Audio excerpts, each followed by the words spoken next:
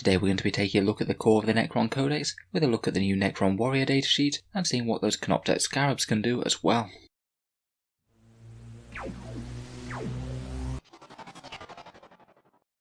Hello and welcome back to Auspex Tactics, the strategy focused 40k channel, where we're all about getting the most out of our miniatures on the tabletop. In today's video we'll be taking a look at the datasheets for the Necron Warriors and the Canoptek Scarab swarms, talking about the changes that they've received compared with their previous incarnations, and talking about some strengths and weaknesses and how they might fit into a Necron list.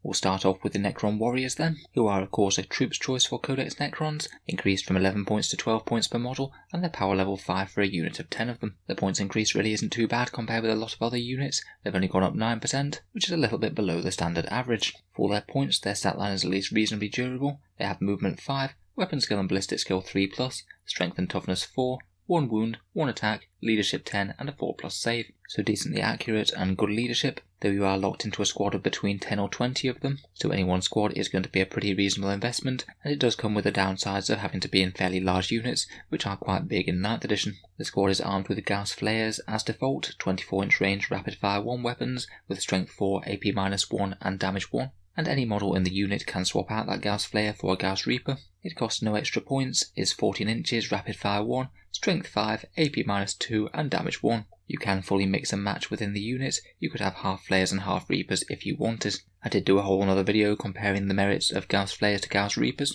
In general, I would still see the Gauss Flayers as the default pick. The Gauss Reapers do kind of need a delivery system to get close to the enemy. That 14-inch range really isn't helpful on 5 movement models. If they manage to deep strike within 9 inches, then the Flayers will beat them against hordes, though the Reapers will slightly outperform them against any 2+ saves that you might be facing, such as Space Marines in cover, or any toughness 8 vehicles. Besides those targets though, the Flayers do tend to be better or equal against pretty much everything else. Obviously if you can get into that 7-inch magic range, then the Reapers will be better. Probably the easiest way of doing this reliably is to use the Catan Shard of the Deceiver to redeploy a Ghost Arc full of Gauss Reapers, then they'll be able to get out and then move up, so they should be within 7-inch range of the enemy on turn 1. It does rely on going first though. You could also mix half and half of the unit, so say if you were fighting Custodes, very armoured opponents, then you could maybe start removing the Gauss Flayers first, as the Reapers will be better in that matchup. Overall I think both are usable, but maybe the Flayers are a bit more take-all-comers.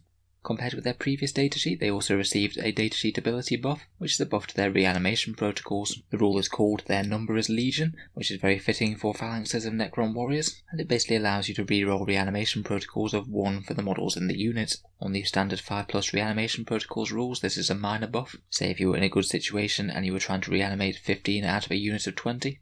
Without the rule, you would expect to get 5 of them back up, and with the rule to be more like 6 on average. So it's a nice to have, but won't exactly break the bank in terms of more Necrons that are getting up. It does become a bit more relevant if you have a boosted reanimation protocol rule, or if you're rolling for it twice with a resurrection orb, and it does mean that these effects are a little bit more effective when targeting Necron warriors compared with other units. In general, the main problem seems to be for Necrons whether or not you actually get to roll reanimation protocols in the first place. We'll have to see if they change it at all in the new Necron Codex. In terms of strengths for the units, in general they are very good targets for reanimation protocols and stacking Necron character buffs. A big squad of 20 of them with a 5+ invul from a Chronometron, Cryptek boost to reanimation protocols, +1 to hit from My Will Be Done, and maybe being able to fall back and shoot from a Necron Royal Warden could really make some very scary big blobs of infantry. Their shooting is fairly generalist, it's not absolutely outstanding in any way, but with a little bit of AP and reasonable strength it should provide some decent damage to whatever you point it at, particularly those Gauss Reapers. And also one of their main weaknesses, leadership, has become a bit less of a factor in 9th edition. Now if you take mass casualties on any one squad, you aren't guaranteed to lose the rest of it, you'll still only lose a proportion of what remains. This works very well with reanimation protocols, as the main issue was losing the entire unit to leadership. In terms of weaknesses, obviously one of them is their movement is only 5 inches, which can make them struggle to get in range. They're not the worst target in the world for teleporting around the board with the Veil of Darkness, or potentially running up in Ghost Arcs, though if they are foot slogging they may not have the best choice of targets to engage. They really don't like being locked up in close combat at all. Their combat damage is very mediocre compared with their shooting, which means that they're quite a good pairing with the Royal Warden, as in general they will want to be up close to actually deal maximum damage. Finally, and perhaps most relevantly for 9th edition, large units really aren't looking so great at the moment. Unit coherency is a little bit more restrictive, blast weapons will have increased damage against them, and it's a bit harder to fight in combat with them if you do get engaged. Probably the blast issue is the biggest issue for Necron warriors, and it might mean that we start seeing a few more 10-man warrior squads rather than full big 20-man ones. In terms of dynasties, they can get some decent work out of the Sautek dynasty, particularly for those Gauss Reapers, seeing as advancing and shooting without penalty is great. Mephrich for a bit of extra AP adds a bit more to the Gauss Flayers, as going to AP -2 is really quite a decent jump and will be effective against a lot of targets. And Nefret could also be quite interesting for very long advances, again for those Gauss Reapers.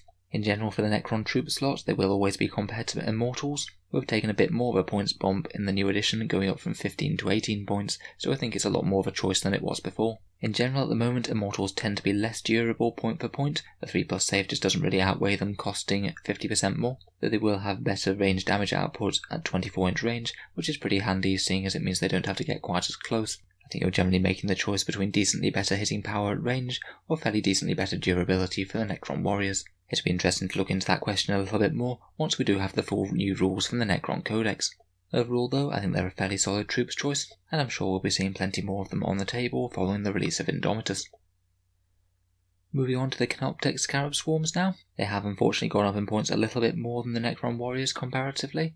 They're now 15 points from 13, so pretty much on par with pretty much everything in the game going up, which to be honest isn't really the best, seeing as they weren't taken in droves before.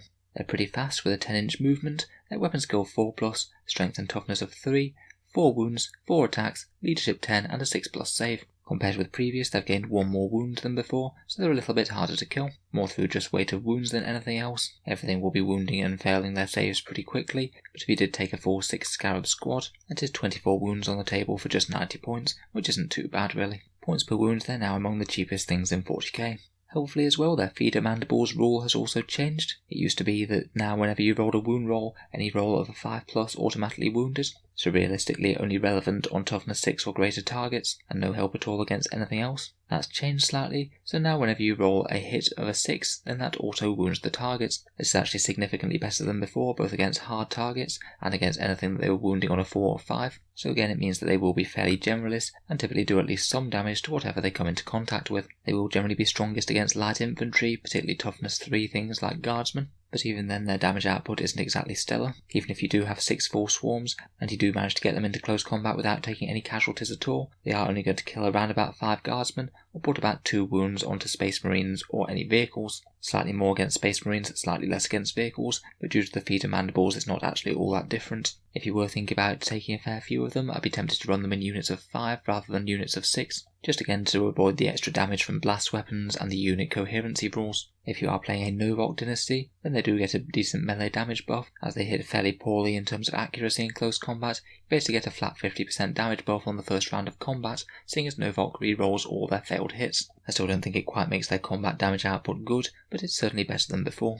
In general though, I don't think that the Scarabs are going to be used as any sort of battle line unit whose main purpose is dealing damage. I think for Necrons they're just going to be more of a disruption, distraction and annoyance unit, using a fairly decent movement to try and get into combat with enemy units, maybe tying up their guns or just forcing the unit to deal with them rather than taking out something else in your army. If I was running them myself, I'd typically just take a couple of small units and not really more than that. I still think despite the improvements they're not really some of the better units in the Necron decks. So let me know what you think of these Necron datasheets. I'll certainly be looking out for any synergies or buffs in the new Necron Codex that might be able to make some mass Necron warriors work. I certainly feel like they're a unit that's nearly there, and if they do get some interesting changes, maybe some of these new dynasties, then I think that running a Silver Tide could be fun. If you've enjoyed the video, then feel free to subscribe to the channel. We'll certainly be keeping plenty of Necron content coming as we move into the new edition. If you've been enjoying the videos, then any support on the channel's Patreon page is greatly appreciated. They do take a fair amount of time to make, so if you are enjoying regularly, then please feel free to check out the channel's Patreon page. It's down in the video description below. Channel Patreons get to see a new video early every week, there's regular polls to see what sort of videos I make next, and you get automatically entered into the Auspex Tactics monthly giveaway, which happens at the start of each month for big model kits. So if any of that sounds good, or you'd just like to help keep the channel going, then the link is down in the video description. In any case, a massive thank you for listening, and I'll hope to see you guys next time.